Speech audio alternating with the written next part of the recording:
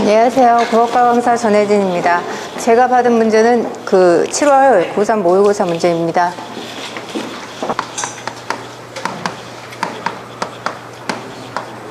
고3 3등급을 설정을 하고 설명을 진행하도록 하겠습니다. 자, 이거는 감상의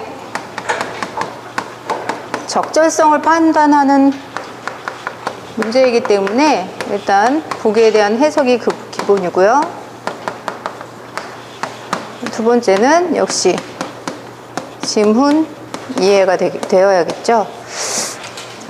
문학작품이 갈래복합이라고 해서 시하고 현대수필을 같이 묶어놓은 문제예요. 잠깐만 올려주시면 보기가 나오는데요. 자, 보기를 바탕으로 가와 나를 감상한 내용으로 적절하지 않은 것은 이런 식으로 이제 나와요. 그러면 여기 이런 데에서 보기가 나오는 문제에서의 핵심은 1번 보기에서 이야기하지 않은 것을 감상하면 안 된다. 이게 핵심으로 알아야 돼요. 그러니까 왜냐하면 얘를 바탕으로 쟤를 평가하는 거니까 얘가 기준인 거죠. 그래서 이 기준에서 벗어나면 안 되겠죠. 그래서 1번 보기에서 이야기하지 않은 것을 감상해서는 안 된다라는 거하고, 두 번째, 그럼 보기에서 이야기한 것이 지문과 연결이 제대로 되었는지, 이 두 가지를 잡고서 이제 문제를 봐야 하겠습니다. 보기를 보니까 백석의 정주성과 윤호의 마고자 두 작품이 나오는데, 기본적으로 정주성과 마고자라는 게 나오는데, 이 두 작품의 공통점은 상실감이래요. 그런데 차이점이 있다면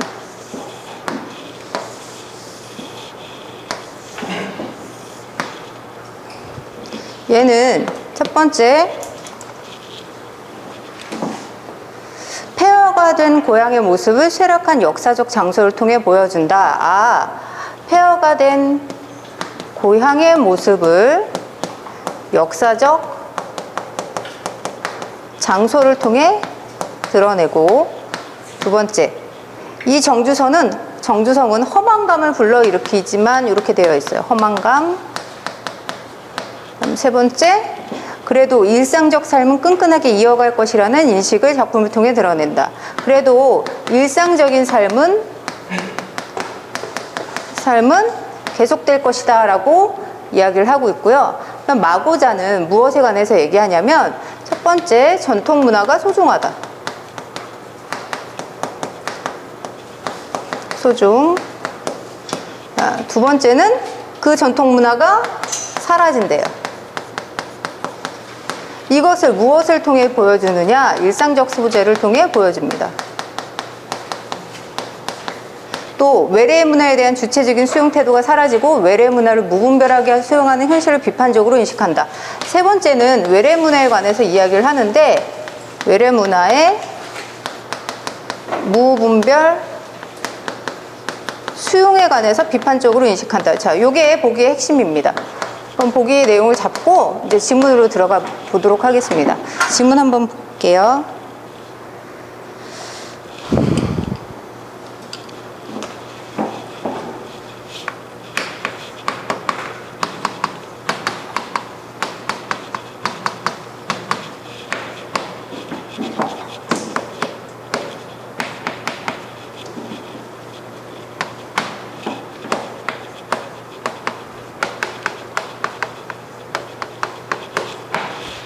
내용을 한번 훑어보도록 하겠습니다. 자, 1년에 보면 산턱 원두막은 비었나 불빛이 외롭다. 외롭다라고 나오네요. 그리고 뭐라고 하냐면 외로운데 헝겊심지 아직까지 기름에 쪼는 소리가 들리는 듯하다. 그럼 우리 여기서 뭘 잡을 수 있죠? 비유적인 표현을 사용했구나 라고 알 수가 있죠. 그러니까 외롭고 굉장히 조용한가 봐요. 그래서 그 불에 기름 타는 소리가 들리는 듯 할 정도로 조용하고 외롭다라는 걸 알 수가 있고요. 자, 이연을 보니까 무너진 성터라고 되어 있어요. 무너진 이거 뭐겠어요? 무너진이겠죠? 성터가 무너졌다는 것은 김호범 선생님 어떤 정서를 유발시키죠? 네, 허무함, 무상감. 자, 예? 네, 1년에서는 외로움의 정서를 나타낼 수 있고요. 2연에서는 헐어진 성터, 요거에서 무상감을 나타낼 수 있겠죠. 그리고 허망감이라는 게 분명히 여기 보기에서 나타났기 때문에 이 보기의 자료를 바탕으로 해석을 하는데 좀 도움이 됩니다. 그래서 반딧불이 나는데 혼 같대요. 혼, 귀신. 그런 뭐라고 하죠? 혼에 대해서 모르는 분은 안 계시죠? 네. 그 다음 거. 여기 산새 한 마리 어두운 골짜기로 난다. 여기 쓰인 시어들이 어두운, 무너진 이런 걸 통해서 결코 좋은 상황은 아니라는 걸 알 수가 있고요. 또 그 다음 거 보면 헐리다 남은 성문이 하늘빛같이 환하다. 한우 이거 하늘이에요. 하늘빛같이 환하고요. 그런데 날이 밝으면 또 매기수염의 늙은이가 청배를 팔러 올 것이다. 아, 여기서는 뭐 한다? 세 번째 이제 날이 밝으면 늙은이가 배를 팔러 올 것이다 라는 걸 이제 알 수가 있습니다. 백석의 정주성의 시 구성은 요 정도 되고요. 나의 마고자라는 게 있는데, 마고자 아시죠? 남자 한복 그 겉에 입는. 근데 여기서 뭐라고 하냐면 굉장히 마고자를 입을 때 와, 어쩜 이렇게 바느질 솜씨가 좋은지 칭찬을 한대요. 근데 두 번째 문단을 보면 자, 얘는 방한용이 아니고 멋이래요. 멋으로 입는 거래요. 그러니까 왜냐하면 방한복을 입으려면 요거를 입었지 마고자는 방한이 그렇게 잘 되는 편이 아니다 라고 얘기를 합니다.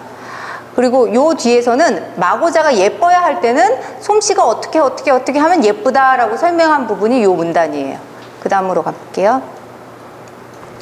여기서는 그래서 마고자는 바느질 솜씨를 몹시 타는 까다로운 옷이다 라고 이야기합니다. 자, 우리가 이제 핵심으로 봐야 될 부분 여기서부터 이제 조금 보면 마고자에 대해서 설명을 해주는데, 마고자 김호범 선생님 이게 어디에서 왔대요? 중국의 뭐? 여기서 막회자라고 되어 있는데 중국의 막회자에서 들어온 옷이래요. 근데 이 사람은 뭐라고 하냐면 이것이 우리나라에 들어와서 마고자가 됐다는 것이다. 그러나 되어 있으니까 앞부분의 내용과 조금 반대 의견을 제시하겠죠.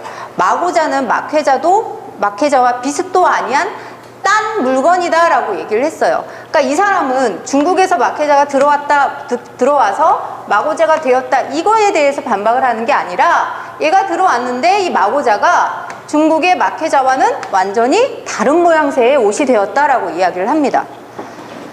또 왜냐하면 이렇게 된 것은 한국 여인의 독특한 안목과 솜씨를 제일 잘 나타내는 옷이기 때문에 우리 여인들의 그 바느질 솜씨로 다른 옷을 만들어내었다, 그 얘기를 합니다.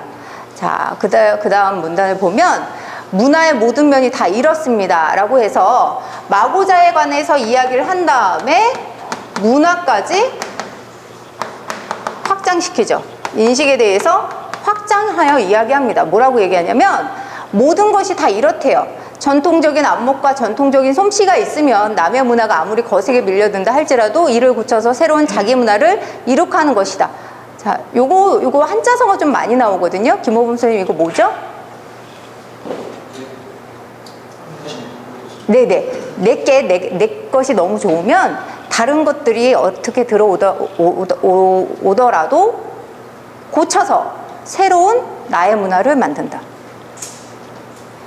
그러니까 이미 가지고 있는 걸 바탕으로 해서 새로운 것이 들어왔을 때 그냥 그 새로운 것을 무분별하게 그냥 받아들이는 게 아니라 지금 있는 거하고 새로운 것을 합해서 좀 더 나은 것으로 만들어낸다라는 한자성어가 있어요. 그래서 이런 것은 기본을 좀 알고 있어야 해요. 요거는 네, 원고 지신이라고 하죠. 자, 이렇게 되어 있고요. 그리고 아이들이 이해하지 못하는 예문이 문장이 하나 들어가는데 귤이 회수를 건너면 탱자가 된다는 말이 있다. 자, 이런 말 들어보셨습니까? 아, 들어보셨어요? 우리 정성진 팀장님 고개를 끄덕끄덕 하셔서 네, 이 무슨 말일까요? 아, 네. 네네, 우리 조순영 선생님. 네. 혹시 육적 해결 안 되니까요? 네, 김호범 선생님 이게 무슨 뜻일까요? 지역에 맞게 변화가 된다는 네. 귤이 회수를 건너면 탱자가 된다는 말이 있다라고 되어 있는데, 이 귤이라는 게 회수, 이게 뭔지 모르지만 물이니까 다른 지역으로 이동하는 걸 얘기를 하겠죠. 그리고 탱자가 된다는 말이 있다. 귤은 알지만 탱자에 대해서 아는 친구들은 잘 없을 거예요. 탱자 혹시 아세요? 네, 잘 모르시겠죠. 그럼 탱자라는 것이 있다라고 치고 이게 됐다는 말이 있습니다. 그러면 여기서 이야기하는 것은 귤과 탱자, 요게 요렇게 되는 과정에는 뭐가 있죠? 회수가 있죠. 이게 다른 지역으로 가게 되면 전혀 다른 물건이 된다, 뭐 이런 얘기를 하는 거고요. 그리고 탱자라고 해서 왜 조그만 그 금귤이라고 하죠. 낑깡이라고도 합니다. 들어보셨을 거예요. 이게 왜 조그만 거, 그러니까 먹을 것도 별로 없고, 그 맛을 좋아하시는 분들은 있을지 모르겠지만, 그래 효용도가 그렇게 높지는 않아요. 그럼 이거하고 요거 했을 때 어느 게 더 좋은 걸까요? 귤이 더 좋은 거겠죠. 얘보다는. 그런 의미로 요거를 받아들이고요. 자, 그 다음 거 보니까 예전엔 남해 문물이 해동에 들어오면 해동 문물로 변했다. 자, 해동에 대해서는 들어보셨을 거예요. 해동 검도도 있고. 자, 해동이 어디죠? 박명진 선생님? 네, 우리나라죠. 그러니까 어떤 문물이든 우리나라에 들어오면 우리나라 문물로 변화했대요. 그러나 그것은 탱자가 아니라 진주였다. 아, 여기서 뭐라고 하냐면 보통 어떤 문물이 들어오면 문물이 어떻게 해서 어떻게 하면 가치가 하락을 했는데, 이게 어디에 들어오면, 우리나라에 들어오면 어떻게 되었대요? 진주가 되었다는 것은 가치가 올라갔다, 이 얘기를 하려고 하는 거죠, 이 사람은.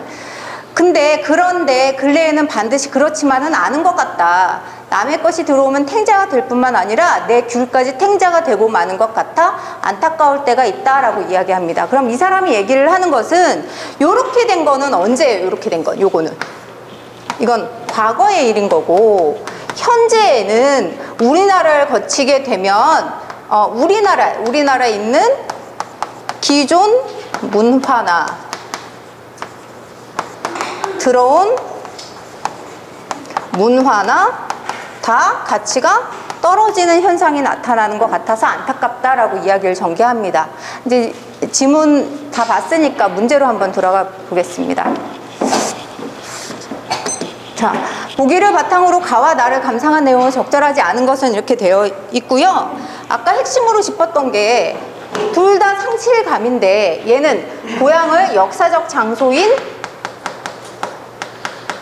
정주성과 연관하여 감상을 했고, 허망감이 있고, 그렇지만 일상적 삶은 계속된다. 요 세 가지에서 벗어나지 않는 것을 찾아야겠죠. 그러면 가와 관련된 게 1, 2번과 5번을 한번 보도록 하겠습니다. 여기 보니까 기름에 쪼는 소리가 들리는 듯하다라는 것은 고향의 적막감을 강조하고 있군. 적막감을 모르시는 분은 없을 거예요. 1번 굉장히 조용하다. 왜냐하면 기름 타는 소리가 들릴 정도로 조용하다라고 하는 거니까 1번은 맞는 설명이 되겠고요. 자, 2번을 보니까 청배를 팔러 오는 행위는 이제 청배가 뭔지 모르지만 배라는 건 알죠. 또한 연결되면서 허망함 속에서도 일상적 삶은 끊임없이 이어질 것이라는 점을 보여주고 있군. 여기서 보기에서 3번에 설명되어 있는 것과 똑같은 거죠. 또 그 사람은 또 팔러 올 것이다. 이렇게 슬프지만 또 내일이 온다. 뭐 이런 거잖아요. 그런 거 있죠. 헤어진 애인에게 연락이 안 오고 그래서 마음이 아프고 그런데 배는 고픈 그런 상황인 거죠, 여기서. 그래서 두 번째도 맞는 정답이 설명이 되겠습니다.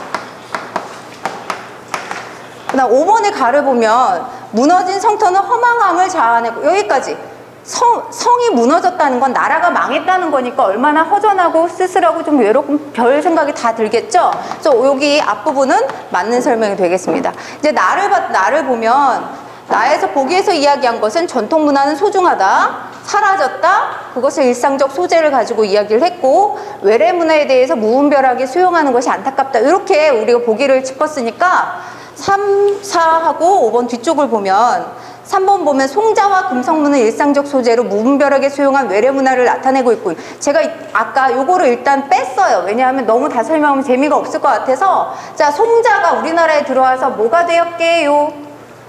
모르시죠? 네, 네, 아시는 분이 좀 계십니다. 고려 청자가 되었대요. 그리고 여기서 나오는 금성문이라는 것은 김호분 선생님 뭘까요? 비석이요? 아, 이거 중국에서 굉장히 그 유명한 글씨 뭐 이런 것들이 있는데 우리 조선시대에 글씨로 유명한 분이 계세요. 추사 김종옥, 네네, 네, 아시죠? 추사체 뭐 이런 거 아시죠? 그래서 송자하고 금성문은 일상적 소재로 무분별하게 수용한 외래문화를 나타내고 있군이라고 한 게 아니라 지문을 한번 잠깐 다시 올라가겠습니다. 그 여기 설명하면서 귤이 회수를 건너면 탱자가 되었다 뭐 이런 얘기하면서 송자에서 고려의 비치색이 나오고 고전 금성문에서 추사체가 탄생한 것은 우연이 아니다 이렇게 되어 있죠. 그래서 외래 문화를 수용했는데 금성문과 뭐죠? 송자를 수용했는데 우리만의 독특한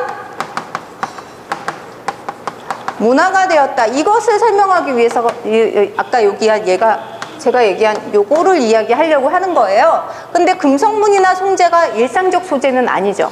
우리가 일상적에서 막 이렇게 한문 글씨 쓰거나 고려 청자에다 밥 먹고 이러진 않잖아요. 그러니까 이거는 일상적 소재가 아니라 네, 그냥 요 옹고지신에 관련된 우리만의 독특한 문화를 설명하기 위해 가져온 소재가 되는 거고, 그리고 뒷부분의 내용도 맞지가 않아요. 무분별하게 수용한 외래 문화를 나타내는 게 아니라 이걸 갖고 와서 이거 되었다라고 이 사람의 의견을 뒷받침하기 위한 근거로 사용한 거니까 정답은 3번이 틀린 게 되고요. 4번 마저 볼게요.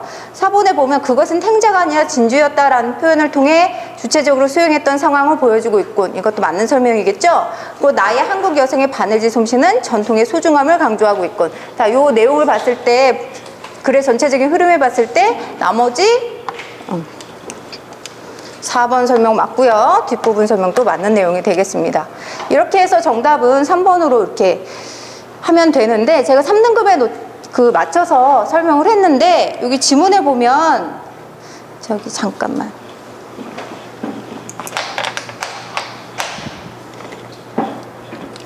지문에 보면 여기 밑에 안타까울 때가 있다. 이게 글쓴이의 정서가 나타난 거죠. 근데 그리고 가시에도 마찬가지로 또 나타나 있어요. 지금 외롭다 이렇게 되어 있죠. 그러면 요거에 관련된 문제가 하나 있다는 거죠. 만약에 3등급 학생들을 기준으로 해서 설명을 했지만 1, 2등급 학생들에게는 문제를 오히려 제가 더 내겠죠. 1. 외로움. 2. 안타까움. 자, 요 정서가 두 개가 있는데 이것을 촉발한 원인이 무엇인가, 이렇게 저는 오히려 문제를 제시를 할 겁니다. 그러면 우리 시를 지금 다 이해하고 현대수필 공부를 했기 때문에 간단하게 대답할 수 있겠죠. 촉발한 원인이 뭐죠? 뭐 때문에 그렇죠? 어디에 있어요, 얘가? 정주성이 있죠? 정주성이 어떻게 되었대요? 무너졌대죠. 그러면 여기서의 촉발 원인은 뭐예요? 공간적 상황에 따른 외로움이 되는 거고요. 자, 아까 저기서 얘기한 안타까움은 뭐 때문에 그런 거죠? 요거는 전통 문화가 사라져가는 것에 대한 그런 안타까움인 거죠. 그럼 여기 촉발한 원인은 현실적 상황에 대한 원인에 의해서 촉발한다라고 수능식으로 이렇게 질문을 오히려 던져서 학생들의 관심을 더욱더 끌어들이도록 그렇게 하는 수업을 하도록 하겠습니다. 자, 여기까지 했을 때 질문사항 있으시면, 없으시면 마치도록 하겠습니다.